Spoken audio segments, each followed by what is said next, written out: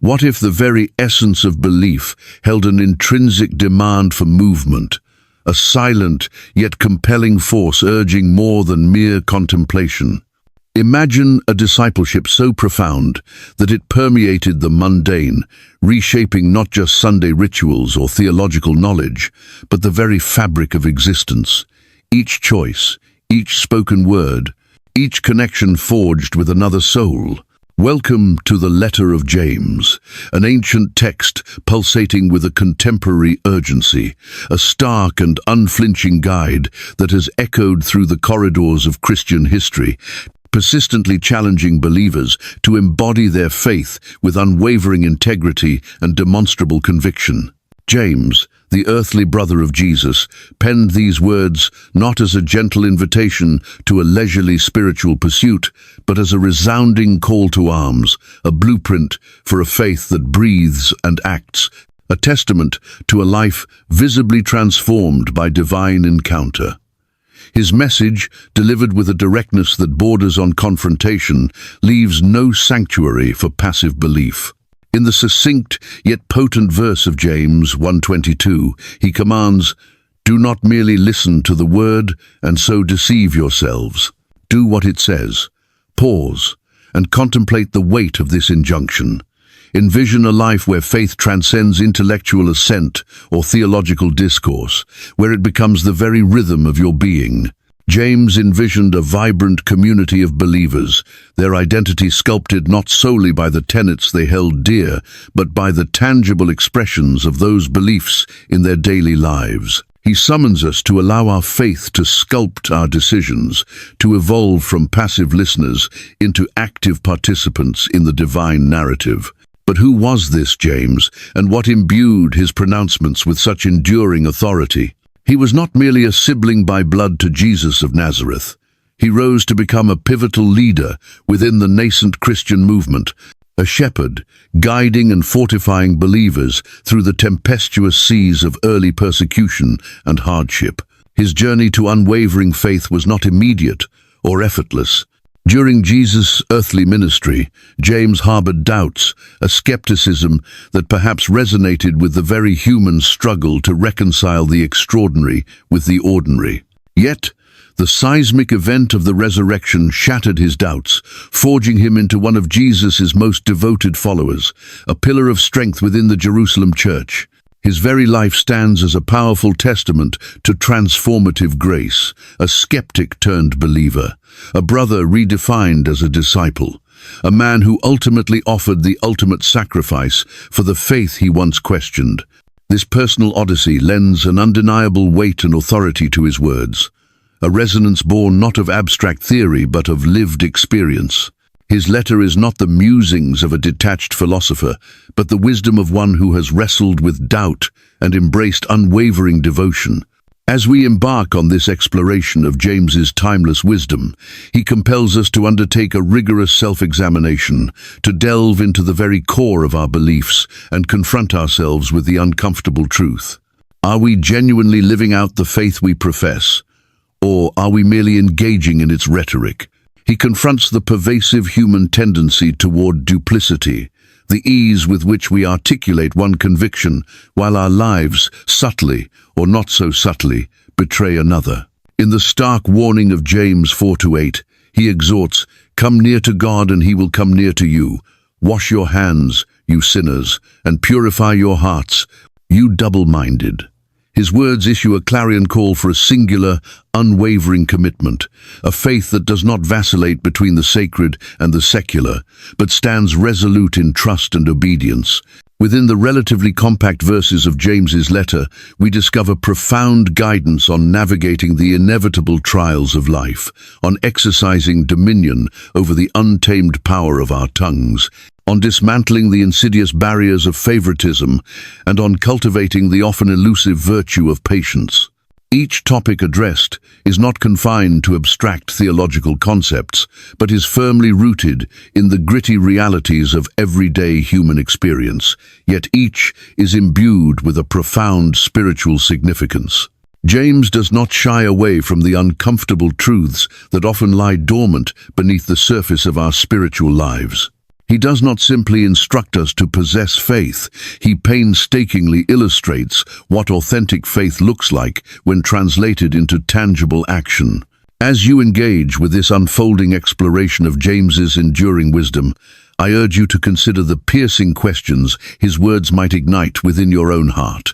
This is not merely an academic exercise, a detached study of a New Testament letter. It is an intimate invitation to deepen your own faith, to venture beyond the familiar comfort zones of passive belief, and to embrace a life characterized by active obedience to the God you profess to serve. Are you truly ready to allow James's message to stir your soul, to allow his uncompromising words to propel you toward a more authentic, more fully lived expression of your faith? When the storms of life descend, when we find ourselves battered by suffering, disappointment, or the sharp sting of pain, what is our immediate, visceral response? In the opening lines of his letter, James offers a perspective so counterintuitive, so radically opposed to our natural inclinations, that it can feel almost impossible to grasp. Consider it pure joy, my brothers and sisters, whenever you face trials of many kinds, he writes in James 1-2. Pure joy in the midst of suffering. For most of us, joy is the furthest emotion from our hearts when hardship strikes. Yet, James insists that our faith is akin to precious gold, and it is within the crucible of life's fiery trials that this faith is refined, purified, and ultimately proven to be genuine. Try to place yourself in the sandals of one of the early Christians as they first encountered these words. Many were enduring relentless persecution, facing social ostracization, and even the looming threat of death simply because of their allegiance to Jesus Christ. James's words were not penned from a place of comfortable detachment. He intimately understood the pervasive nature of suffering, witnessing its devastating effects all around him. And instead of offering a simplistic remedy or a convenient escape route, he directs believers toward a radical, almost paradoxical response. To view trials not as catastrophic setbacks, but as invaluable opportunities for profound spiritual growth. James elucidates this further, explaining that trials cultivate perseverance, and this steadfast endurance, in turn, leads to spiritual maturity. Let perseverance finish its work so that you may be mature and complete, not lacking anything, he urges in James 1-4. This is not a call to stoically endure hardship with gritted teeth and forced resignation. Rather, it is an invitation to actively embrace these challenging moments as times when God is working most deeply within us, meticulously refining our character and forging a resilient faith that can withstand any storm. Each difficulty, each struggle we encounter, becomes an unexpected invitation to draw closer to God, to place our unwavering trust in Him even when the path ahead is shrouded in darkness, and to emerge from the trials stronger and more deeply rooted in His love and purpose. But let's be honest, the notion of finding joy in the midst of trials often feels like an unattainable ideal. How often do we find ourselves overwhelmed by our struggles, consumed by doubt, questioning God's goodness, or even His very presence in our lives? James, with his profound understanding of human frailty, acknowledges that trials can indeed shake us to our core. This is precisely why he reminds us that even in those moments of profound confusion and agonizing pain, we possess a direct and unimpeded line to the very wisdom of God. He earnestly urges us in verse 5, "If any of you lacks wisdom, you should ask God, who gives generously to all without finding fault, and it will be given to you." Imagine for a moment a God who does not scold us for our moments of weakness, who does not belittle us for our desperate need for guidance, but who stands perpetually ready to pour out wisdom, comfort, and unwavering guidance with boundless generosity. The wisdom James speaks of transcends mere intellectual knowledge or worldly acumen. It is divine insight into the intricate tapestry of our lives, God's specific guidance on how to navigate the unique challenges we face, a peace that surpasses all human comprehension, capable of calming the most turbulent of hearts. It is the wisdom to perceive beyond the immediate pain and to glimpse the larger, redemptive work that God is orchestrating within us. James desires us to comprehend that while trials may indeed be intensely painful, they are never ultimately meaningless. God, in his infinite wisdom and sovereign grace, utilizes these very experiences to shape us, to mold us, and to ultimately make us whole, aligning us more perfectly with his divine will. Yet, James issues a crucial caveat, a vital condition for receiving this transformative wisdom. We must ask in faith, unwavering and free from doubt. In verses 6 and 7, he sternly warns, "But when you ask, you must believe and not doubt, because the one who doubts is like a wave of the sea, blown and tossed by the wind. That person should not expect to receive anything from the Lord. Such a person is double-minded and unstable in all they do." The doubt James speaks of here is not merely a fleeting moment of uncertainty. It is a manifestation of a divided heart, a wavering trust in God's promises and his unfailing goodness. James calls us to a firm, unshakable faith, a faith that steadfastly trusts God's loving intentions, even when life seems to be unraveling around us. A faith that believes God is actively working for our good, even when we cannot discern his hand in the midst of our suffering. Consider for a moment the specific trials you are currently facing. Could these very challenges be the precise tools God is employing to build your character, to deepen the roots of your faith, and to ultimately make you complete in him? Have you ever contemplated your struggles not as random misfortunes, but as deliberate invitations from God to draw closer to his heart? James is urging us to shift our perspective, to view life's inevitable challenges not as unwelcome interruptions to our carefully laid plans, but as integral components of God's divine design for our lives, part of his loving process of making us whole and equipping us for his eternal purposes. What profound transformation might occur within us if we wholeheartedly embrace this perspective? Imagine the resilience that would blossom, the inner peace that would take root, the unwavering strength that would emerge if, instead of resisting or resenting our hardships, we chose to see them as invaluable tools in God's hand, meticulously refining us for his glory. James is not promising us a life devoid of difficulty or pain. Rather, he is offering us something far more profound, a faith that is strong enough to face any adversity, a faith that, like precious gold subjected to intense heat, becomes purer and more radiant the more it is tested. James's opening words in his letter are a powerful call to rise above our immediate circumstances, to discover an unexpected wellspring of joy in what others might perceive as utter misery, and to seek God's wisdom with unwavering trust, knowing that he stands ready to provide. This is the kind of faith that endures the fiercest storms of life, the kind that undergoes profound transformation through adversity, the kind that can stand firm against any onslaught.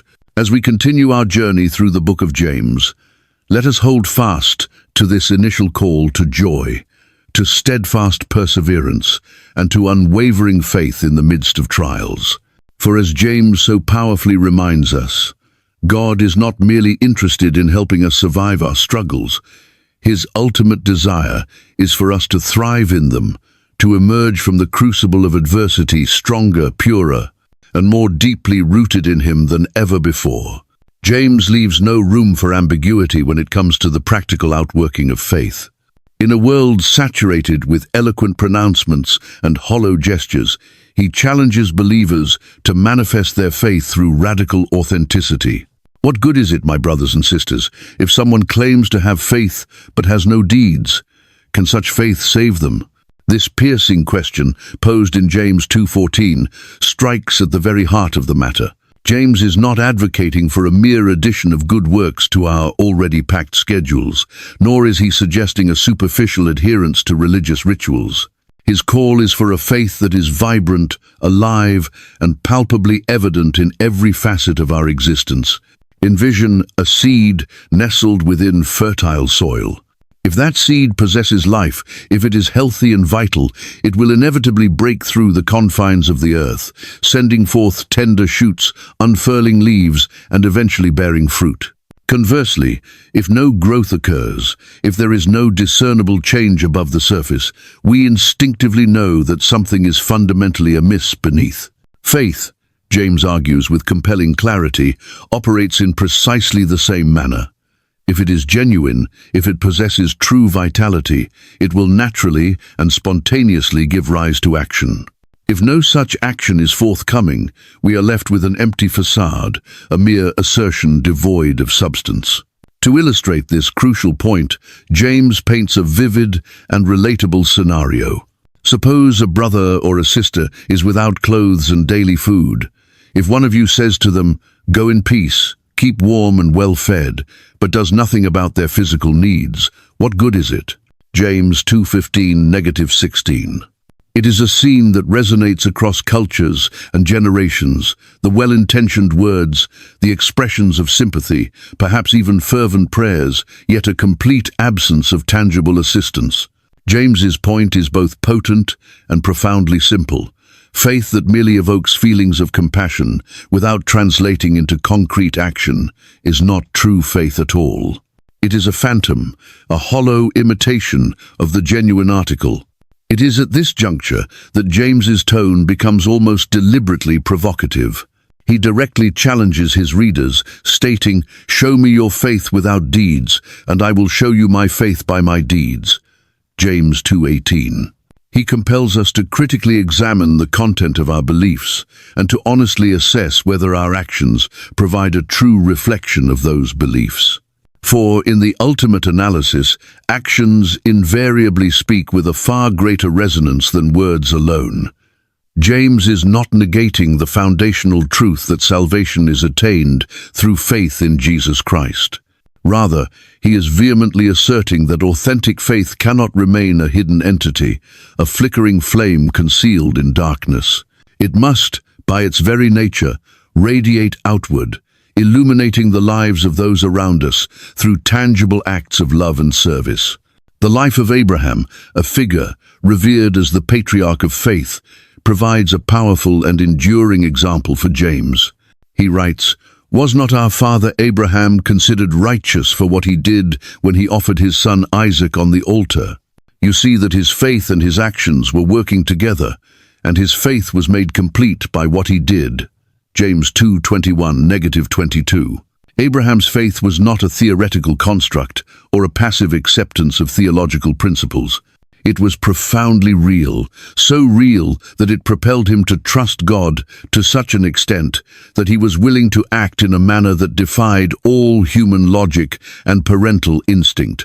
Abraham's unwavering faith served as the driving force behind his radical obedience, and this very obedience, in turn, revealed the extraordinary depth and authenticity of his faith. James's profound insight here is that faith and actions are not disparate entities. They are inextricably intertwined, two inseparable facets of the same spiritual reality. Genuine faith invariably transforms the heart, and that transformed heart, animated by divine love, naturally moves the hands and feet to acts of service and compassion. It is a faith that transcends mere intellectual belief in God. It is a faith that wholeheartedly believes God, taking him at his word and stepping out in obedience, even when the path ahead is shrouded in uncertainty and fraught with difficulty. Consider Rahab, another compelling example employed by James. She was not a figure of high social standing. She was a foreigner, a woman residing on the fringes of society. Yet her faith in the God of Israel led her to undertake a perilous act, risking her own life by concealing the Israelite spies. James 2:25. Her actions were not merely courageous, they were the visible, outward manifestation of her deeply held belief that the God of Israel was the one true and powerful God. Rahab's faith was not a silent conviction. It was a dynamic force that moved her to act boldly in accordance with her belief. James's call is both clear and undeniably challenging. He is unequivocally stating that faith is not a private, internal affair confined to the recesses of the heart. Rather, it is a comprehensive way of life that should be readily apparent to everyone around us. How we treat those we encounter, how we respond to individuals in need, and how we conduct ourselves in the face of adversity, all of these serve as tangible reflections of the authenticity and vitality of our faith. Therefore, we must engage in honest introspection. If someone were to meticulously examine the trajectory of our lives, would they discern a faith that is active, a faith that propels us to serve, to give, to love, and to sacrifice for the sake of others? Or would they instead observe a pattern of empty pronouncements, well-meaning intentions that never materialize into concrete action? James is extending an invitation to each of us to undertake a rigorous self-assessment, to earnestly inquire whether our faith is truly alive and dynamic, or whether we have become complacent with a faith that is merely articulated but not actively lived. True faith does not crave public acclaim. It does not necessitate recognition or praise from human eyes. It simply flows naturally and spontaneously into acts of service, touching lives, healing wounds, and making a tangible and positive impact on the world around us. Imagine the transformative potential that could be unleashed if every believer took James's words with profound seriousness. If each follower of Christ lived out their faith with unwavering boldness, boundless love, and an unyielding commitment to reflect the character of Christ in every interaction, both great and small. James is not summoning us to a state of flawless perfection, an unattainable ideal in this earthly realm. Rather, his call is to a state of genuine authenticity, a commitment to allowing our faith to shine brightly through the consistent pattern of our actions, to be individuals whose lives resonate with a power that transcends mere verbal affirmations. This is the essence of the faith James describes, a faith that is living, breathing, and unmistakably visible to a world desperately searching for genuine hope and authentic love. The fundamental question James leaves us to ponder is this: is our faith truly alive? And if it is, how will we intentionally and consistently allow it to illuminate the world through the way we live, the way we love, and the way we serve? James, never one to shy away from confronting uncomfortable truths, now turns his attention to a force both ubiquitous and often underestimated in its potential for both creation and destruction: the power of words. He delivers a lesson on the profound impact of our speech, a message as critically relevant in our hyper-connected, digitally driven world as it was 2 millennia ago. Our words, he argues with compelling force, are not mere sounds or fleeting symbols. They are potent tools, capable of either constructing or demolishing, of bestowing blessings or unleashing curses. In James 3:5-6, he employs a striking and unforgettable image. Likewise, the tongue is a small part of the body, but it makes great boasts. Consider what a great forest is set on fire by a small spark, and the tongue is a fire, a world of iniquity among the parts of the body. The imagery James employs here is nothing short of breathtaking.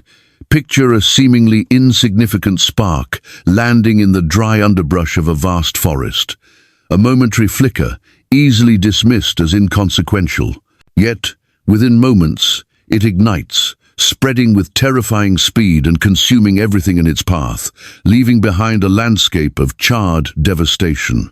This, James asserts with sobering clarity, is the inherent potential contained within our words. Just as a controlled fire can provide warmth, light, and sustenance, so too can carefully chosen words bring healing, encouragement, and a beacon of hope into the lives of others. However, that same untamed fire, when left unchecked, possesses the capacity to obliterate everything it touches, leaving behind deep scars and lasting devastation. Words, once spoken, possess an irrevocable quality.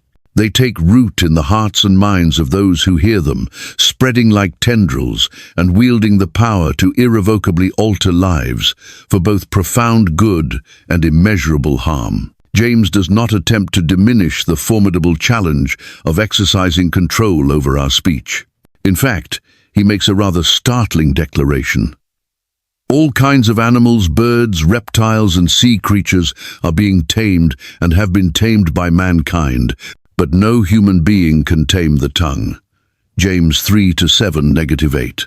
Here, James points out a profound and humbling irony. Humanity has demonstrated an extraordinary capacity to subdue the wild creatures of the earth, to bend the forces of the natural world to our will. Yet, our own tongues, those seemingly small and pliable instruments, remain stubbornly resistant to complete domestication. It is a sobering reality, one that serves as a constant reminder of our inherent human limitations and our persistent need for divine assistance in every aspect of our lives, particularly in the crucial area of controlling the words we speak. But why does James place such an emphatic emphasis on the power and peril of the tongue? It is because, he argues, our words serve as a direct and often unfiltered revelation of the true state of our hearts. Out of the same mouth come praise and cursing, he laments in James 3:10. My brothers and sisters, this should not be. Consider the stark and jarring contradiction he highlights. In one moment, we may be engaged in the sacred act of worship, lifting our voices in praise to God, singing hymns of adoration, and speaking of his boundless love and enduring truth. Yet, mere moments later, we might find ourselves speaking with harshness to a cherished friend, engaging in critical judgment of a stranger, or snapping in anger at a loved one. James is pointing out the insidious hypocrisy that so often infiltrates our lives, the disconnect between our professed devotion and our lived reality. He challenges us to deeply consider whether the words that flow from our lips truly reflect the faith we claim to hold so dear. James intimately understands the inherent weight carried by every word we utter. He recognizes that our speech is not merely a superficial expression, but a profound manifestation of what resides within the depths of our hearts. Jesus himself echoed this very truth when he declared, "For the mouth speaks what the heart is full of," Luke 6:45. James is therefore calling us to a deeper level of spiritual integrity, to a faith that is not only outwardly expressed through our actions but also consistently reflected in our language, in the manner in which we communicate with others and the way in which we speak about them when they are not present.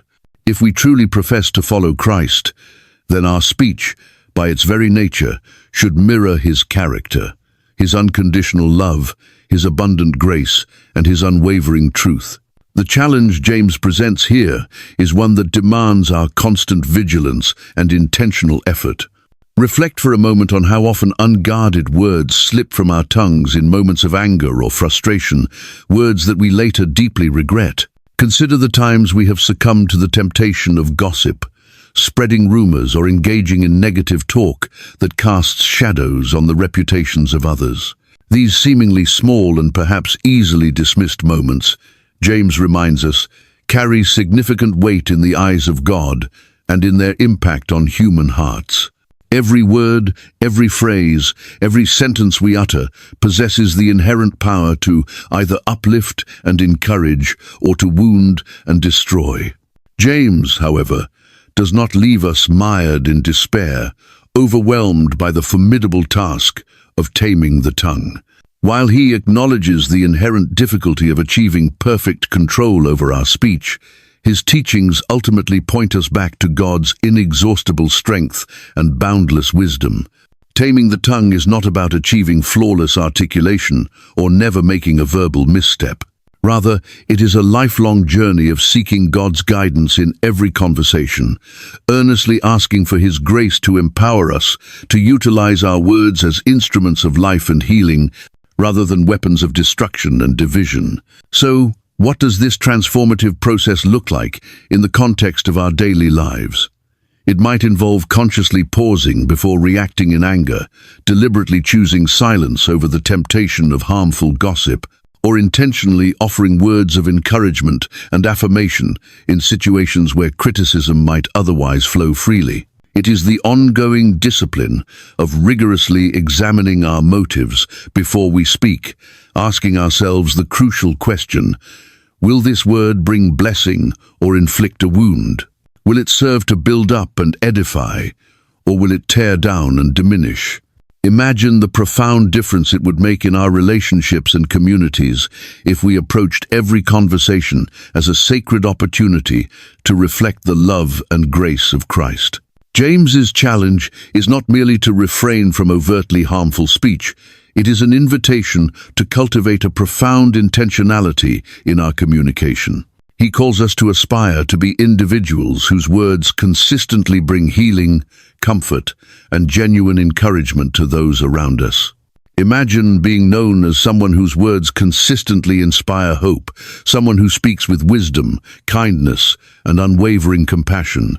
This is the transformative potential of a tongue that has been surrendered to the gentle guidance of God, a tongue that no longer serves its own selfish purposes, but becomes a conduit for His boundless love to flow into the lives of others. Let us take a moment for honest self-reflection regarding our own patterns of speech. How often do our words truly reflect the faith we profess? Do our conversations tend to bring light and understanding, or do they inadvertently contribute to the pervasive darkness of negativity and division in the world? James's words serve as a potent reminder that our speech is not a trivial matter. It is a profound reflection of the inner landscape of our hearts, a transparent window into the depths of our souls, and a powerful and undeniable testimony of our commitment to Jesus Christ. One of the most enduring and central themes woven throughout the tapestry of the book of James is the fundamental question, what does it truly mean to possess genuine faith? James, with his characteristic directness and unwavering conviction, leaves no room for ambiguity. For him, faith transcends mere intellectual acknowledgement of God's existence. It is a dynamic, living force that manifests itself tangibly in the way we conduct our lives, a belief so deeply ingrained that it inevitably spills over into concrete action. In the pointed inquiry of James 2:14, he challenges us. What good is it, my brothers and sisters, if someone claims to have faith but has no deeds? Can such faith save them? James pushes us relentlessly beyond the realm of mere verbal affirmations, beyond the comfort of well-intentioned aspirations, and even beyond the confines of private, unspoken beliefs. His unwavering call is for a faith that moves, a faith that actively engages with the world, a faith that does. He does not in any way diminish the foundational importance of believing in God. Indeed, he underscores that faith is the very bedrock upon which our salvation is built. However, his crucial assertion here is that faith is not merely an internal conviction, a silent agreement with theological tenets. Rather, it is a potent force that must, by its very nature, express itself outwardly through our actions, a radiant light that shines forth, inevitably impacting the lives of those around us. In the stark pronouncement of James 2:17, he makes his position unequivocally clear. In the same way, faith by itself, if it is not accompanied by action, is dead. Pause and deeply contemplate the gravity of this statement. James is not suggesting that faith, devoid of works, is somehow weak or incomplete. He declares it to be utterly dead. This is a bold and uncompromising assertion, one that compels us to engage in rigorous self-examination and to honestly reflect on what authentic faith truly entails, according to James's unwavering perspective. It is simply not sufficient to profess a belief in Christ with our lips. Genuine faith, he insists, is demonstrated by living in a manner that consistently confirms and testifies to the reality of our beliefs through tangible actions. To illustrate this pivotal truth, James employs an analogy that is both relatable and deeply unsettling. Suppose a brother or a sister is without clothes and daily food. If one of you says to them, go in peace, keep warm and well fed, but does nothing about their physical needs, what good is it? James 2:15, -16. Here, he confronts the inherent emptiness of a faith that offers well-meaning sentiments and pious pronouncements, but fails to extend practical, tangible help to those in desperate need. Imagine encountering someone facing dire circumstances, grappling with hunger and exposure, and responding merely with empty blessings and well wishes, devoid of any meaningful support. James declares unequivocally that this superficial response does not align with the essence of true faith.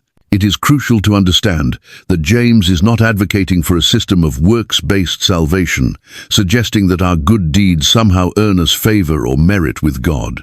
Rather, his profound challenge lies in compelling us to recognize that genuine faith, by its very nature, spontaneously and organically, produces good works. It is akin to a healthy tree firmly rooted in fertile soil. If the tree possesses vitality, it will naturally and inevitably bear fruit as a testament to its inherent health. In the same way, if our faith in Christ is authentic and deeply rooted, then acts of compassion, generosity, kindness, and service should flow from it as a natural and undeniable consequence. James further reinforces his argument by drawing upon the revered life of Abraham, the patriarch of the Israelite nation. He poses the rhetorical question, was not our father Abraham considered righteous for what he did when he offered his son Isaac on the altar? James 2:21. Abraham's extraordinary willingness to obey God, even when it demanded the ultimate sacrifice of his beloved son, was not merely an external act of compliance. It served as a powerful and undeniable demonstration of the profound depth and unwavering nature of his faith. He did not simply say that he trusted God. He lived that trust, even when it required him to embrace a course of action that was both deeply agonizing and seemingly contrary to all human understanding. James highlights that Abraham's faith was made complete by his actions, James 2:22, underscoring his central belief that true faith cannot exist in isolation from obedience and tangible expression. James also directs our attention to the unlikely example of Rahab, a woman of seemingly insignificant social standing and a foreigner to the nation of Israel. Yet, her faith in the God of Israel moved her to undertake a courageous act, risking her own life to conceal the Israelite spies who had come to Jericho, James 2:25. Here, James powerfully demonstrates that faith in action is not limited by social status, cultural background, or past reputation. Anyone, regardless of their circumstances or perceived limitations, can possess a vibrant and living faith when they trust God sufficiently to act in accordance with his commands and in alignment with his will. James's compelling examples serve to urge us to conduct a rigorous examination of the authenticity of our own faith. Are we, like Abraham, willing to obey God even when it requires significant personal cost and stretches us beyond our comfort zones? Are we, like Rahab, willing to take risks for what we believe to be true, stepping out in faith even when the path ahead is uncertain? Or do we, perhaps unintentionally, fall into the subtle but dangerous trap of possessing a faith that eloquently articulates the right theological concepts but manifests little tangible evidence in the way we live our daily lives? James is imploring us to honestly assess our actions and ask ourselves, does my faith demonstrably shape the way I interact with others? Does it motivate me to extend compassion to those in need? Does it influence the ethical choices I make? In essence, does my faith actively show up in the fabric of my daily existence? Consider the profound implications of James's message in our contemporary world. We inhabit a culture saturated with words, social media posts proclaiming beliefs, inspirational quotes shared across digital platforms, countless statements of conviction. But how often do these verbal expressions truly translate into meaningful action and tangible change in the lives of those around us? James is calling us to move beyond mere rhetoric, to transcend the fleeting nature of words on a screen. He is challenging us to be individuals whose faith propels us to actively engage with the needs of the world, to feed the hungry, to comfort the hurting, to advocate for the marginalized, and to serve those who are vulnerable. Imagine the transformative impact that would ripple through our communities if each person's faith were not merely a private conviction, but a vibrant force consistently expressed through their actions. Envision a community where individuals don't just verbally express their concern, but actively reach out to support those who are struggling. James's vision of authentic faith is not a comfortable or passive one. It often demands sacrifice, generosity, and a profound sense of humility. But it is precisely this kind of active, lived-out faith that possesses the power to change the world, one intentional act of love and service at a time. James concludes this powerful section with a sobering and unforgettable reminder. As the body without the spirit is dead, so faith without deeds is dead. James 2:26. Just as a physical body devoid of breath is lifeless, inert, and ultimately empty of purpose, so too, James asserts, is our faith if it does not lead us to tangible action. It is not merely quiet or weak, it is fundamentally lifeless. The message here is strikingly clear. If we profess to follow Christ, if we articulate a belief in Him, then our lives must consistently reflect that profession in practical, tangible ways. James is not demanding unattainable perfection. He is calling for a genuine willingness to allow our deepest beliefs to radically reshape the way we live, the way we love, and the way we engage with the world around us. Imagine standing precariously on the precipice of a towering cliff, your gaze sweeping over a vast expanse of parched, tinder-dry forest, stretching as far as the eye can see. Now, picture a single, seemingly insignificant spark, no larger than the head of a pin, drifting down and landing silently amongst the brittle undergrowth. In that instant, an invisible process begins. A tiny flame flickers to life, then dances with increasing ferocity, hungrily consuming the dry leaves and twigs. Fueled by the abundance of combustible material and fanned by the slightest breeze, the nascent fire explodes outward, rapidly escalating into an uncontrollable inferno that engulfs everything in its path, leaving behind a desolate wasteland of ash and smoke.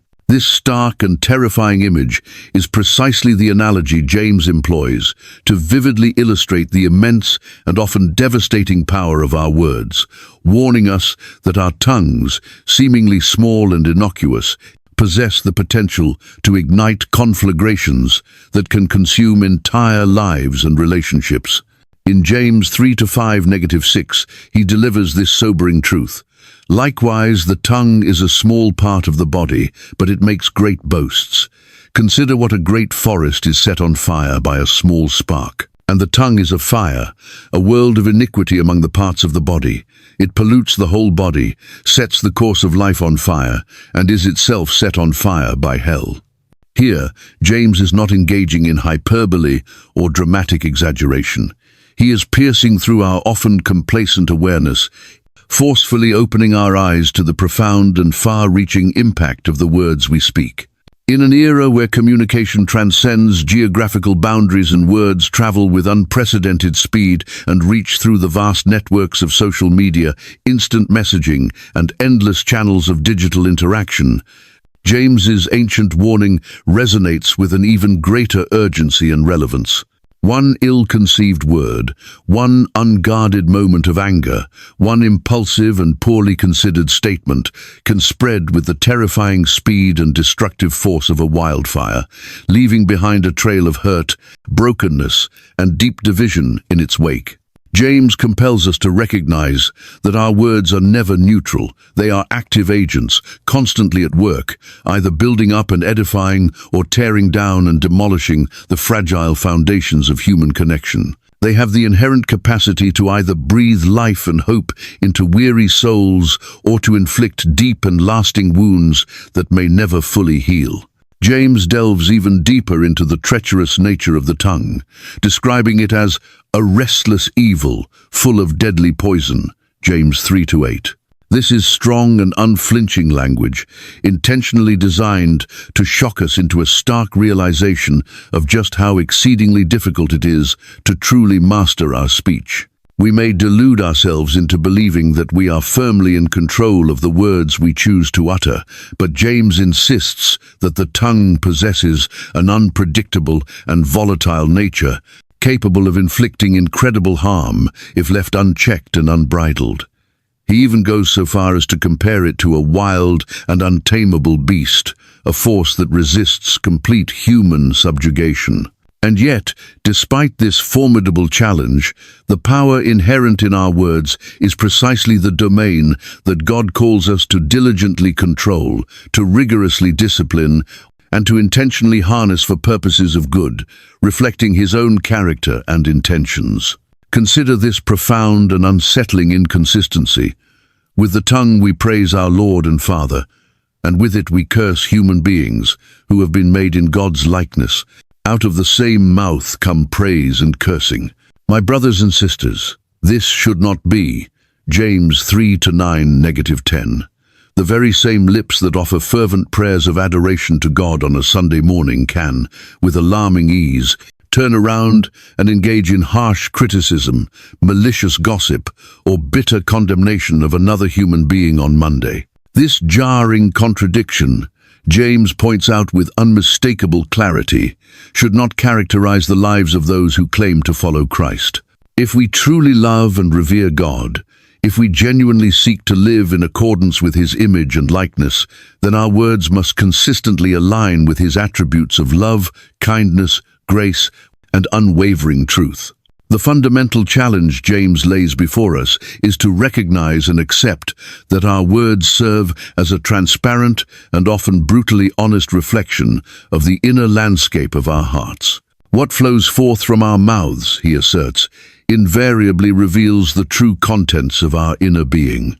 If we are harboring unresolved anger, festering bitterness, gnawing jealousy, or inflated pride within the hidden recesses of our hearts, these toxic emotions will inevitably seep out and manifest themselves in the words we speak. Conversely, a heart that is deeply rooted in the love and grace of Christ will naturally and spontaneously speak with gentleness, humility, and sincere encouragement. This is why the lifelong endeavor of taming the tongue is not merely an exercise in self-control or behavioral modification. It necessitates a profound and ongoing process of inner transformation. To truly change the words we speak, we must first allow God's transformative love to penetrate the deepest corners of our hearts, uprooting the negativity and planting seeds of His divine nature. James is not suggesting that achieving perfect control over our speech is an easy or effortless endeavor. In fact, he forthrightly acknowledges the formidable nature of this task. No human being can tame the tongue. It is a restless evil, full of deadly poison. James 3-8. His message is clear and unwavering. Without the active and ongoing intervention of God's grace and the empowering presence of His Holy Spirit, we cannot truly and consistently control the words we speak.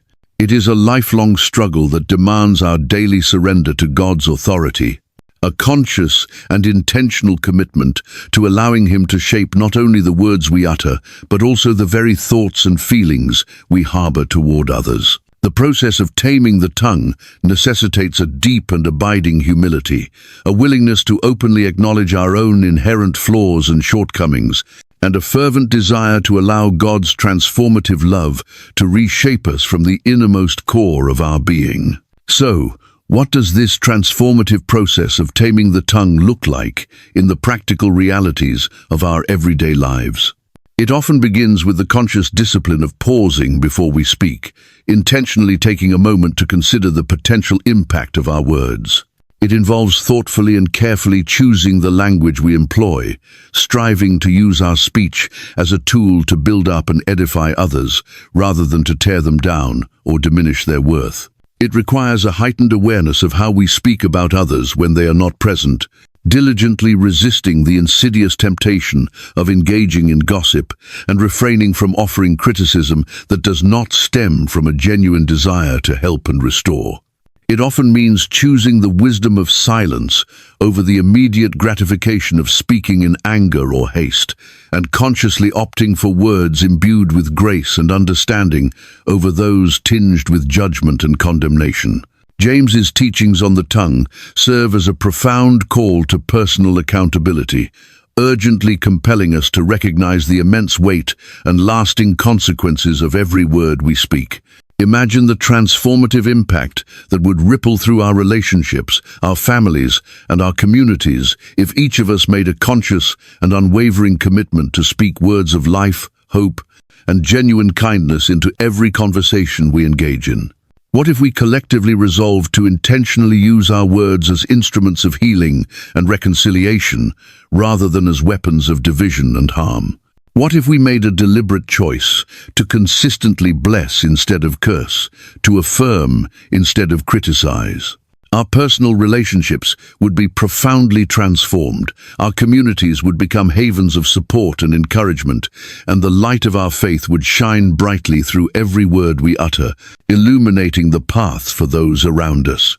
James's profound wisdom regarding the tongue serves as a powerful reminder that in a world often saturated with negativity, idle gossip, and deliberately hurtful speech, we, as followers of Christ, are called to be different. Our words should consistently reflect the unconditional love and unwavering truth of Christ, offering a beacon of light and hope in a world too often shrouded in the darkness of careless and destructive communication. It is undeniably a high and demanding calling, but it is one that becomes increasingly attainable as we humbly invite God to assume his rightful place as Lord, not only over our actions, but also over the very words that proceed from our lips. So, let us wholeheartedly embrace James's timeless challenge to diligently tame our tongues, to allow our speech to consistently reflect the love and grace of God, and to intentionally permit our words to become a potent and enduring source of genuine grace and transformative truth in every situation we encounter.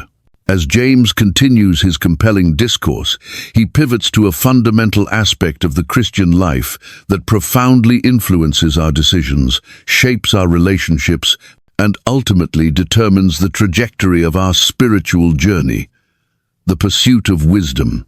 However, James draws a crucial distinction, presenting us not with a singular concept of wisdom, but with a stark and vital contrast between two distinct and fundamentally opposed sources. Wisdom that originates from above, from the very throne of God, and another form of wisdom that is described as earthly, unspiritual, even demonic.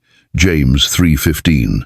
Through this powerful dichotomy, his words confront us with a critical choice, compelling us to examine the true nature of the wisdom we are actively seeking and to discern the profound impact it exerts on our lives and the lives of those within our sphere of influence.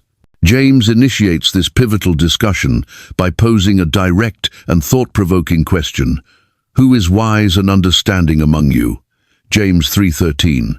It is significant to note that his answer to this inquiry does not point towards academic achievements, impressive titles, or mere intellectual prowess. Instead, James offers a radically different metric for assessing true wisdom. Let them show it by their good life, by deeds done in the humility that comes from wisdom. For James, authentic wisdom is not a theoretical construct confined to the realm of knowledge. Rather, it is a practical and demonstrable quality that manifests itself in the consistent pattern of our behavior.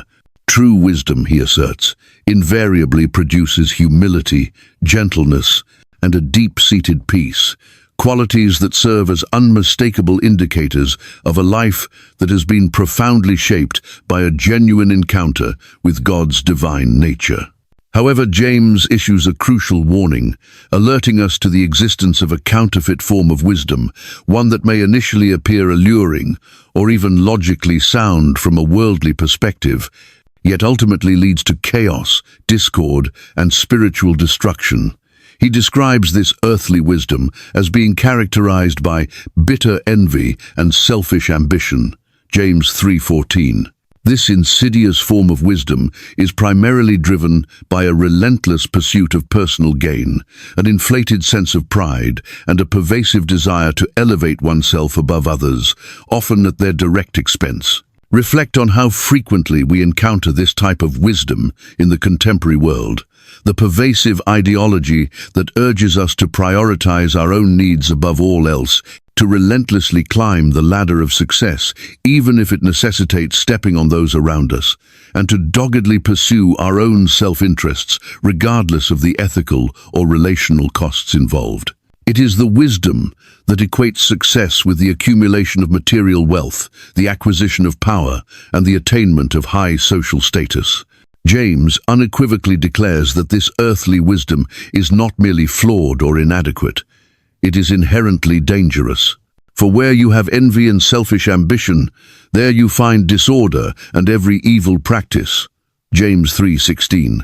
This kind of self-centered wisdom does not cultivate harmony or foster genuine growth. Instead, it breeds conflict, fuels division, and ultimately leads to profound brokenness in individuals, relationships, and communities. When we allow ourselves to be driven by the corrosive forces of envy and selfish ambition, we inevitably lose sight of God's eternal purposes and become ensnared in a destructive cycle of constant comparison, bitter resentment, and an insatiable striving that ultimately leaves us feeling empty and unfulfilled. How many times have we witnessed the tragic consequences of this earthly wisdom? Cherished relationships irreparably damaged, promising dreams tragically derailed, and once vibrant communities fractured by the corrosive influence of pride and self-seeking. Yet James, in his enduring grace, does not leave us mired in this bleak assessment of worldly wisdom. He illuminates a different path, a higher calling, pointing us towards a transformative wisdom that originates from above, directly from the very heart of God himself. This divine wisdom, James eloquently describes, is first of all pure, then peace, loving, considerate, submissive, full of mercy and good fruit, impartial and sincere. James 3:17. Each of these luminous qualities serves as a radiant reflection of the very character of God. True wisdom, therefore, is not about winning arguments, asserting dominance, or relentlessly advancing our own selfish agendas. Rather, it is fundamentally about living a life that consistently honors God and selflessly blesses others. Reflect deeply on each of the attributes James enumerates: purity of heart and motive, a genuine love for peace and reconciliation, a considerate and gentle spirit, a willingness to submit to God's will, a heart overflowing with mercy and compassion, a life bearing the abundant fruit of the Spirit, an unwavering impartiality in our dealings with others, and a profound sincerity in all our interactions. This is a wisdom that actively seeks to foster harmony rather than instigate conflict, that extends mercy rather than condemnation, and that remains steadfastly impartial rather than aligning itself with divisive factions. It is a wisdom that possesses the remarkable ability to draw people together in unity and love, rather than tearing them apart through pride and self-interest. What James is truly describing here is a wisdom that is deeply rooted in the very character of Jesus Christ. Every single attribute he mentions finds its perfect embodiment in the life and ministry of our Savior, who, despite his immense power and divine authority, consistently demonstrated profound humility, unwavering truthfulness, coupled with boundless compassion, and an unwavering extension of mercy, even to those who actively sought to harm him. Jesus, through his earthly example, perfectly illustrated what godly wisdom looks like when translated into tangible action. He reached out to the marginalized and the outcast. He spoke truth boldly, yet always with grace and love, and he offered forgiveness and redemption even to those who nailed him to the cross. When James calls us to actively seek wisdom from above, he is in essence calling us to imitate Christ, to allow his perfect example to shape our actions, guide our words, and transform our relationships. James further emphasizes that this divine wisdom invariably results in the manifestation of good fruit. In his letter to the Galatians, Galatians 5:22-23, the Apostle Paul similarly describes the fruit of the Spirit as encompassing qualities such as love, joy, peace, patience, kindness, goodness, faithfulness, gentleness, and self-control. True wisdom, according to James, naturally and spontaneously produces these very same Christ-like attributes in the fabric of our lives. It is a wisdom that is not merely an intellectual concept, but a transformative force that visibly manifests itself in the way we interact with others, the way we respond to challenging and difficult situations, and the intentionality with which we choose to wield whatever influence we may possess. This kind of wisdom does not merely make us appear wise in the eyes of the world. It profoundly transforms us into individuals who authentically reflect the love and truth of God in all that we say and do. However, James astutely points out that actively seeking this wisdom from above requires a foundational posture of humility. God opposes the proud but shows favor to the humble. James 4:6. In a world that often places a premium on pride, self-promotion, and assertive independence, humility can sometimes feel like a weakness or a disadvantage. Yet, James assures us that true wisdom is ultimately found in a posture of humble submission to God's authority and a recognition of our own inherent limitations. He encourages us to approach God in prayer, earnestly asking for this divine wisdom, and to trust in his generous promise to bestow it liberally upon all who sincerely seek it. As he stated earlier in James 1-5, "If any of you lacks wisdom, you should ask God, who gives generously to all without finding fault, and it will be given to you." The journey of actively seeking wisdom from above begins with a genuine recognition of our own inadequacy and a humble admission of our profound and constant need for God's guidance and direction in every aspect of our lives. James's teaching here calls us to fundamentally re-evaluate our definitions of success, influence, and even intelligence. In a world that often celebrates quick wit, ruthless personal ambition, and clever manipulation, James reminds us that true wisdom has absolutely nothing to do with impressing others or gaining worldly status. Instead, it is intrinsically linked to living a life that consistently honors God, selflessly serves others, and is ultimately characterized by love, humility, and a deep and abiding peace. It is a wisdom that prioritizes the eternal significance of relationships over fleeting earthly recognition, the enduring value of Christ-like character over temporary material comfort, and unwavering faithfulness to God's calling over the seductive allure of worldly fame and fleeting accolades. In the second chapter of his letter, James brings us face to face with one of the most pivotal and often debated themes within Christian theology: the intricate and inseparable relationship between faith and works. It is here that we encounter his undeniably emphatic and oft-quoted declaration, "Faith by itself, if it is not accompanied by action, is dead." James 2:17.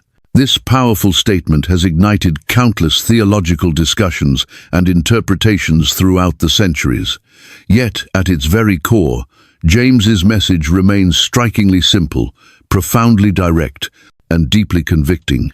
Genuine faith, the kind that truly saves and transforms, cannot remain dormant or invisible. It must, by its very nature, manifest itself tangibly in the way we live our lives. To fully grasp the weight and significance of this crucial teaching, it is essential to understand that James is not in any way diminishing the foundational importance of faith as the sole means by which we are justified before God. Rather, his impassioned call is for a faith that is so vibrant, so authentic, and so deeply rooted in our hearts that it spontaneously and inevitably produces good works as its natural and undeniable outflow. He commences this section by challenging us with a vivid and unforgettable image, a scenario designed to prick our consciences and expose any potential disconnect between our professed beliefs and our lived realities.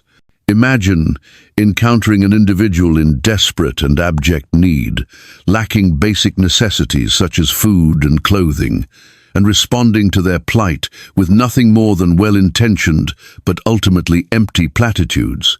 Go in peace, keep warm and well-fed. James 2:16. James incisively points out the utter absurdity and inherent futility of such hollow blessings, mere verbal gestures devoid of any substantive action or practical assistance. This, he asserts with unwavering conviction, is precisely analogous to faith without works, a collection of well-meaning words and perhaps even sincere beliefs that ultimately fail to translate into tangible expressions of love and compassion. James desires us to comprehend that genuine faith possesses a transformative power. It molds our hearts, reshapes our priorities, and compels us to care deeply and actively for the well-being of others. He is not arguing that our good deeds somehow earn us salvation or obligate God to extend His grace. Instead, he is passionately asserting that authentic faith, by its very essence, cannot help but overflow into acts of loving service and practical generosity. To further underscore this crucial point and to dismantle any potential misconceptions, James makes a bold and somewhat shocking statement. You believe that there is one God, good. Even the demons believe that and shudder. James 2:19. James, with his characteristic bluntness, is not mincing his words here. He is issuing a stark warning that simply holding an intellectual belief in God's existence, even acknowledging His power and sovereignty, is not sufficient to constitute saving faith. After all, even the forces of darkness, those principalities and powers aligned against God, possess a full and terrifying awareness of who God is. But this intellectual knowledge, devoid of a transformed heart and a life surrendered to His will, does not in any way lead to their redemption. What James passionately calls us to is something far more profound and transformative than mere intellectual assent to theological doctrines. He is summoning us to a faith that radically reshapes every aspect of our lives, permeating our thoughts, influencing our decisions, and guiding our actions. For James, faith and works are not disparate or mutually exclusive entities. Rather, they are inextricably linked, two sides of the same spiritual coin. To vividly illustrate this profound truth, he presents us with two compelling and contrasting examples from the Old Testament: Abraham, the revered patriarch of faith, and Rahab, an unlikely heroine from the city of Jericho. Both of these individuals were renowned for their faith, yet their stories are indelibly marked by significant and decisive actions that unequivocally revealed the depth and authenticity of their trust in God. Regarding Abraham, James reminds us of a pivotal moment in his life, a supreme test of his faith and obedience, his willingness to offer his beloved son Isaac as a sacrifice upon God's command. This extraordinary act was not merely an external display of loyalty. It served as the ultimate and irrefutable proof of Abraham's deep, unwavering, and all-encompassing faith in God's promises and His sovereign will. James emphasizes that Abraham's faith was actively at work in conjunction with his actions, and it was through this very act of obedience that his faith was made complete. James 2:22. What James is teaching us through Abraham's example is that true faith is not a passive or dormant entity. It is a dynamic and active force that propels us towards obedience, even when that obedience requires immense personal sacrifice and stretches us beyond the limits of our own understanding. Similarly, James directs our attention to the story of Rahab, a woman who, from a worldly perspective, possessed seemingly little status or significance. A resident of Jericho and a foreigner to the nation of Israel, Rahab's faith in the God of Israel moved her to undertake a courageous and potentially life-threatening action. She concealed the Israelite spies who had been sent to scout out her city. This act of defiance against her own people was not a rash or impulsive decision. It was a deliberate and faith-filled response to the knowledge she had gained about the power and faithfulness of the God of Israel. James concludes that Rahab, too, was considered righteous by what she did. James 2:25. Here, James powerfully demonstrates that faith in action is not limited by one's social standing, cultural background, or even past reputation. Anyone, regardless of their perceived limitations or past failings, can possess a vibrant and living faith when they choose to trust God sufficiently to act in accordance with their belief in Him. Through these compelling examples of Abraham and Rahab, James urgently implores us to examine the authenticity of our own faith. Are we, like Abraham, willing to obey God even when it demands significant personal cost and requires us to surrender our most cherished possessions or desires? Are we, like Rahab, willing to take risks for what we believe to be true, stepping out in faith even when the path ahead is uncertain and fraught with potential danger? Or do we, perhaps unknowingly, succumb to the subtle but perilous trap of possessing a faith that eloquently articulates the right theological principles, but demonstrates little tangible evidence in the practical realities of our daily lives? James is persistently urging us to look beyond our verbal professions and to honestly assess whether our actions consistently align with the faith we claim to embrace. He challenges us to ask ourselves, where is my faith visibly evident in the way I conduct my relationships? How does my belief in God influence my financial decisions and my attitude towards material possessions? Does my faith motivate me to extend compassion and practical assistance to those who are marginalized and in need? In essence, does my faith actively show up in the way I engage with the world around me? James's message serves as a timeless and crucial reminder that genuine faith is not a silent, internal agreement with a set of doctrines. It is a dynamic, living force that inevitably propels us towards action, towards a tangible demonstration of our love for God and our compassion for our fellow human beings. Having illuminated the indispensable link between genuine faith and tangible action, James returns with unwavering focus to another critical aspect of Christian living that significantly impacts both our internal spiritual state and our external relationships: the untamed power of the tongue. In the 3rd chapter of his letter, he delves even deeper into the formidable potential for both profound blessing and devastating destruction that resides within this seemingly small and often overlooked member of our bodies. His message here is delivered with the piercing accuracy of an arrow, unflinchingly honest in its assessment of our human propensity for verbal missteps, and deeply convicting in its call for greater vigilance and self-control in our speech. We all stumble in many ways, James readily acknowledges, including himself in this universal human frailty.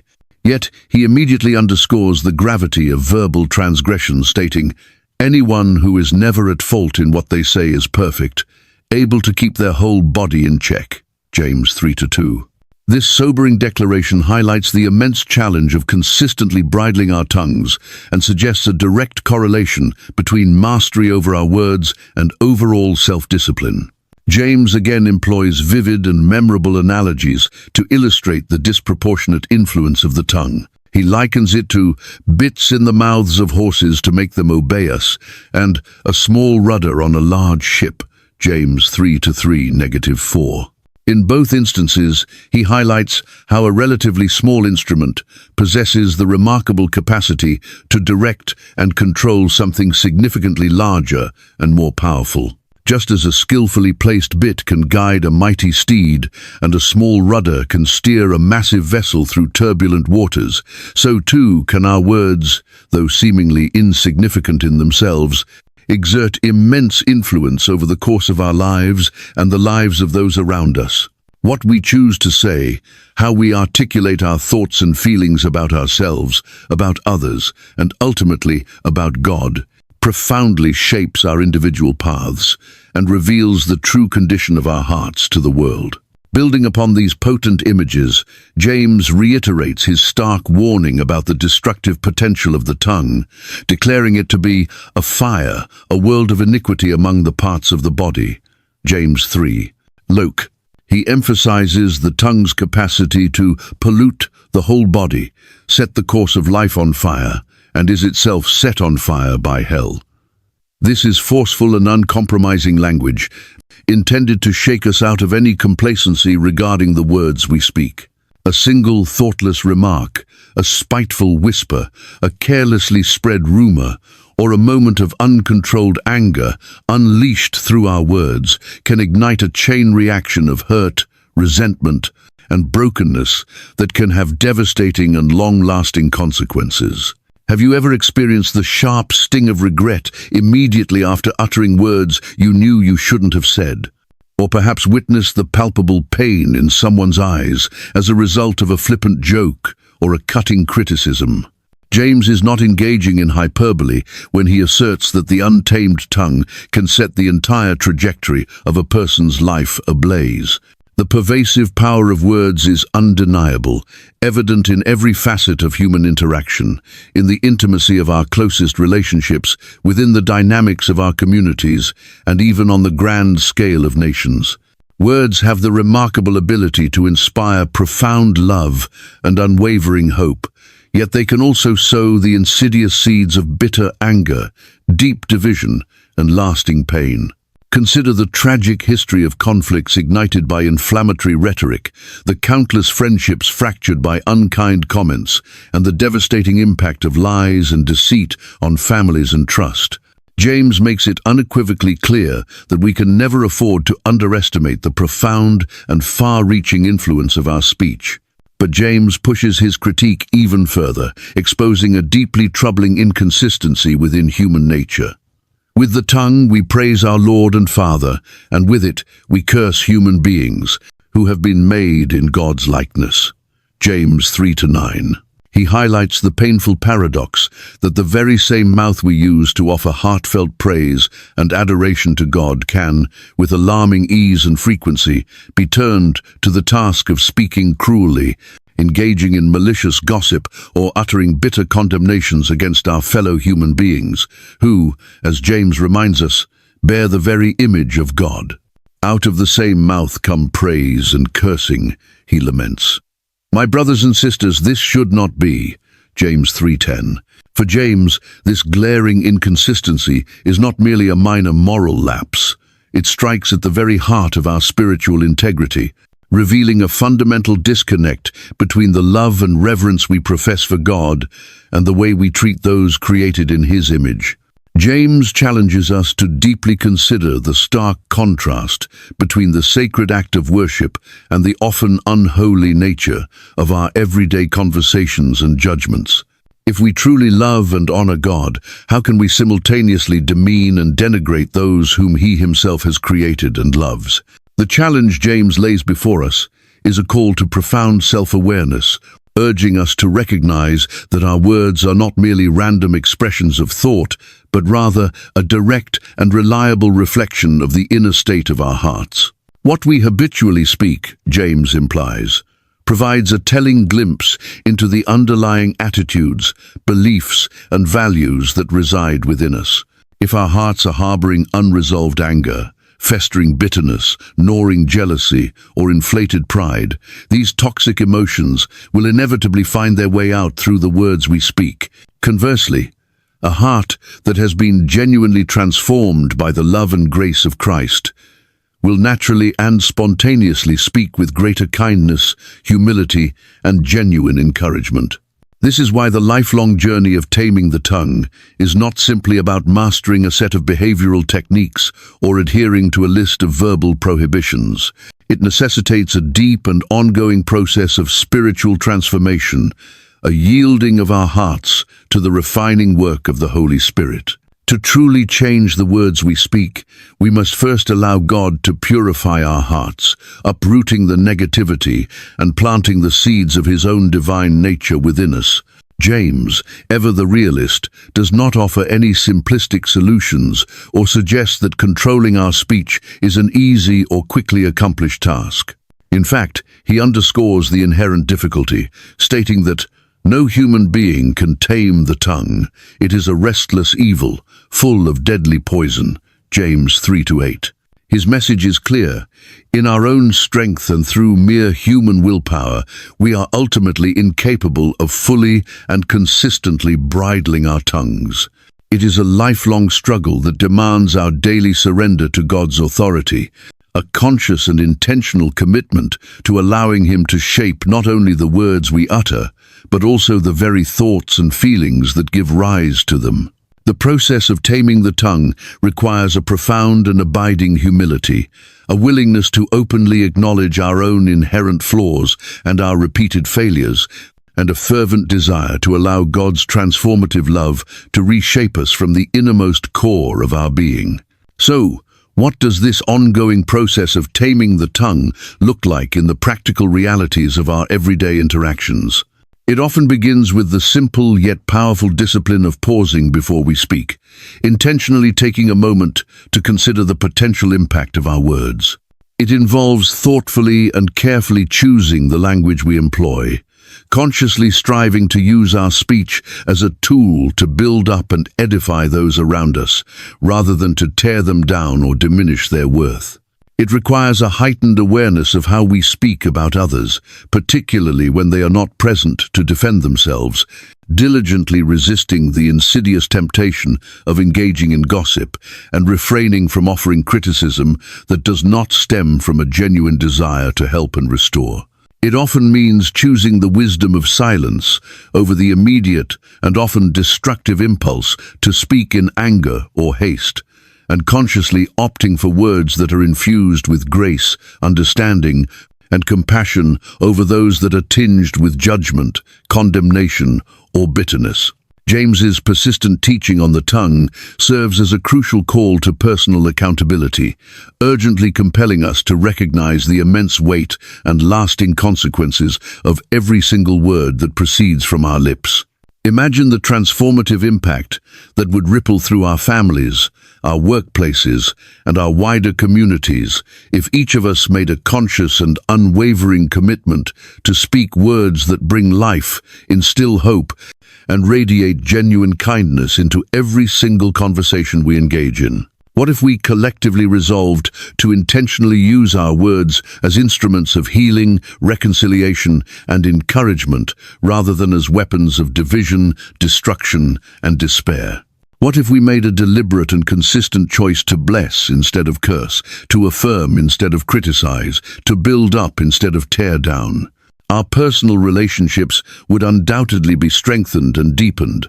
Our communities would become havens of support and mutual respect, and the radiant light of our faith would shine brightly through every word we utter, offering a beacon of hope and truth to a world so desperately in need of both. James's profound wisdom regarding the tongue serves as a timeless and indispensable reminder that in a world often saturated with negativity, idle gossip, and intentionally hurtful speech, we, as followers of Jesus Christ, are called to be different.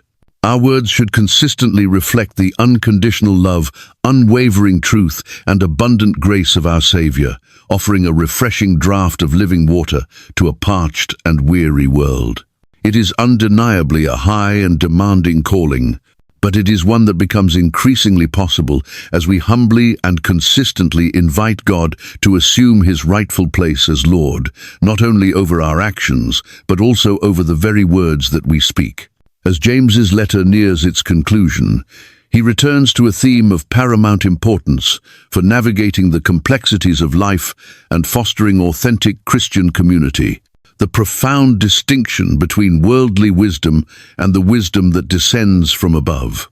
In James 3:13-18, he not only delineates the characteristics of each, but also unveils their practical outworkings, demonstrating how the wisdom we embrace fundamentally shapes our behavior, our relationships, and ultimately our impact on the world around us. His words serve as a crucial compass, guiding us toward a path of genuine righteousness and away from the destructive pitfalls of earthly ambition and self-seeking. James begins by posing a discerning question: who is wise and understanding among you? James 3:13. As he did previously, he immediately redirects our focus from mere intellectual capacity to the tangible evidence of a transformed life. True wisdom, he asserts, is not primarily about what we know or the eloquence with which we can articulate it, but rather about how we live. Let them show it by their good life, by deeds done in the humility that comes from wisdom. The hallmark of genuine, God-given wisdom is a life characterized by goodness, consistently expressed through actions that are rooted in humility. This is a wisdom that doesn't seek to draw attention to itself, but operates quietly and effectively, motivated by a sincere desire to serve and honor God. In stark contrast, James paints a sobering picture of what passes for wisdom in the eyes of the world. He identifies its poisonous roots as bitter envy and selfish ambition, James 3:14. This is a wisdom driven by a relentless desire for personal advancement, a competitive spirit that often tramples over others, and a gnawing dissatisfaction with one's current standing. James doesn't mince words about its destructive nature. Such wisdom does not come down from heaven, but is earthly, unspiritual, even demonic. For where you have envy and selfish ambition, there you find disorder and every evil practice. James 3:15-16. The consequences of embracing this worldly wisdom are not merely negative, they are actively destructive, leading to conflict, division, and a host of morally reprehensible behaviors. Think of the organizational infighting fueled by personal ambition, the relational breakdowns caused by envy and jealousy, and the societal injustices perpetuated by a relentless pursuit of power and wealth at any cost. James reveals the stark reality that this self-serving wisdom, though often celebrated and rewarded by the world, is fundamentally opposed to the character of God and ultimately leads to chaos and ruin. Having exposed the destructive nature of worldly wisdom, James then offers a radiant portrait of the wisdom that originates from above. It is a wisdom characterized by a constellation of virtues, each reflecting an aspect of God's own nature. But the wisdom that comes from heaven is first of all pure, then peace, loving, considerate, submissive, full of mercy and good fruit, impartial and sincere. James 3:17. Let us delve deeper into the practical implications of each of these qualities. Pure wisdom is untainted by selfish motives or hidden agendas. It seeks to honor God and serve others with a sincere and undivided heart.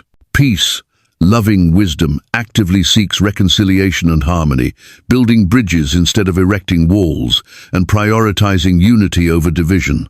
Considerate wisdom is gentle and understanding, taking into account the feelings and perspectives of others and demonstrating empathy in its interactions. Submissive wisdom recognizes God's ultimate authority and willingly yields to His will, acknowledging that His ways are higher and His understanding greater than our own. Full of mercy and good fruit, wisdom extends compassion and forgiveness, actively seeking to alleviate suffering and produce tangible acts of kindness and generosity. Impartial wisdom treats all people with fairness and equity, without favoritism or prejudice, recognizing the inherent dignity and value of every individual as created in God's image. Finally, sincere wisdom is genuine and authentic, free from hypocrisy or pretense, characterized by honesty and integrity in all its dealings. James concludes this powerful comparison by highlighting the ultimate outcome of pursuing heavenly wisdom. Peacemakers who sow in peace reap a harvest of righteousness, James 3:18. This is a profound promise, revealing that when we choose to live according to God's wisdom, actively working for peace and sowing seeds of righteousness through our actions and attitudes, we will inevitably reap a harvest of positive and lasting fruit in our lives and in the lives of those around us. This wisdom doesn't just lead to personal piety, it has a transformative impact on communities, fostering environments of justice, compassion, and mutual respect. The challenge James presents is not merely to intellectually understand the difference between these two types of wisdom, but to actively discern which one is shaping our own thoughts, decisions, and actions. Are we primarily driven by the pursuit of personal gain and recognition, often at the expense of others? Or are we striving to cultivate the qualities of heavenly wisdom, prioritizing purity, peace, gentleness, mercy, and sincerity in all that we do? The wisdom we choose to embrace will determine the kind of fruit our lives produce and the legacy we ultimately leave behind. Cultivating wisdom from above is not a passive endeavor. It requires a conscious and ongoing commitment to seeking God's guidance, meditating on His Word, and allowing His Spirit to transform our hearts and minds. It involves a willingness to examine our motives, to identify and uproot any traces of envy or selfish ambition, and to intentionally cultivate the virtues that characterize God's wisdom. It also necessitates a posture of humility, recognizing our dependence on God and our need for His grace to grow in wisdom and discernment. James's teachings in this section serve as a powerful call to self-reflection and a renewed commitment to pursuing the path of true wisdom, the wisdom that comes from above and leads to a life of goodness, peace, and lasting righteousness. By embracing this divine wisdom, we not only align ourselves with God's purposes, but also become instruments of His love and transformation in a world desperately in need of both. As the powerful and practical letter of James draws to its conclusion, he delivers a final, resounding call to action, a potent summary of the core principles he has so passionately conveyed. In James 4-7-10, he encapsulates the pathway to spiritual strength, resilience in the face of adversity, and genuine transformation, a path marked by humble submission to God, steadfast resistance against the forces of darkness, and the promise of divine exaltation for those who willingly lower themselves before the Lord. This culminating message serves as both a challenge and a profound encouragement, urging us to make a definitive choice regarding our allegiance and the ultimate authority that will govern our lives. James begins with a direct and authoritative command, one that encapsulates the very essence of a right relationship with God. Submit yourselves then to God. This act of submission is not portrayed as a passive resignation or a sign of weakness, but rather as an active and intentional alignment of our will with God's perfect and loving will. It is a conscious choice to place ourselves under His sovereign authority, acknowledging His wisdom, His goodness, and His ultimate plan for our lives. To submit to God is to recognize that He knows what is best for us, that His ways are higher than our ways, and that true security and fulfillment are found not in our own self-sufficiency, but in wholehearted dependence upon Him. Crucially, James immediately pairs this call to submission with an equally vital instruction: resist the devil, and he will flee from you. This reveals a profound spiritual truth. Our ability to effectively stand against the forces of evil is directly linked to our submission to God. It is not through our own strength or cleverness that we overcome spiritual opposition, but through the power that is released when we are rightly aligned with God. The promise that the devil will flee is not a guarantee of an effortless existence, but an assurance that when we are submitted to God and actively resist the enemy's influence, we do so with the backing of divine power. James then provides the key to cultivating this vital relationship with God. Come near to God, and He will come near to you. This is an invitation to intimacy, a beckoning into the very presence of the Almighty. Drawing near to God is not a one-time event, but an ongoing pursuit, a deliberate cultivation of a close and personal relationship through prayer, the study of His Word, and a conscious effort to live in accordance with His will. The reciprocal promise, He will come near to you, underscores God's desire for communion with His children. As we take steps to seek Him, He faithfully responds, drawing us closer to His heart and lavishing His grace upon us. However, James doesn't shy away from addressing the necessary posture of our hearts as we draw near to a holy God. He calls us to a cleansing. Wash your hands, you sinners, and purify your hearts, you double-minded. This is a call to repentance, a turning away from sin, and a sincere desire to live in purity and holiness. Washing your hands speaks to outward actions, while purifying your hearts addresses the inner motivations and divided loyalties that can hinder our relationship with God. To be double-minded is to waver between allegiance to God and the allure of the world, a spiritual instability that James has addressed throughout his letter. He urges us to wholeheartedly commit ourselves to God, allowing His transforming power to cleanse us from all unrighteousness. The gravity of genuine repentance is further emphasized in verse 9. Grieve, mourn, and wail. Let your laughter be turned to mourning, and your joy to gloom. These are strong and evocative words, highlighting the depth of sorrow that should accompany a true recognition of our sin and its devastating consequences. To grieve over our sin is to understand its weight, its power to separate us from God and to wound others. It is a heartfelt sorrow that leads to genuine remorse and a desire for true change. Finally, James concludes this powerful passage with a promise that encapsulates the essence of God's grace and the upside-down nature of His kingdom. Humble yourselves before the Lord, and He will lift you up. This is the ultimate key to experiencing God's favor and strength in our lives.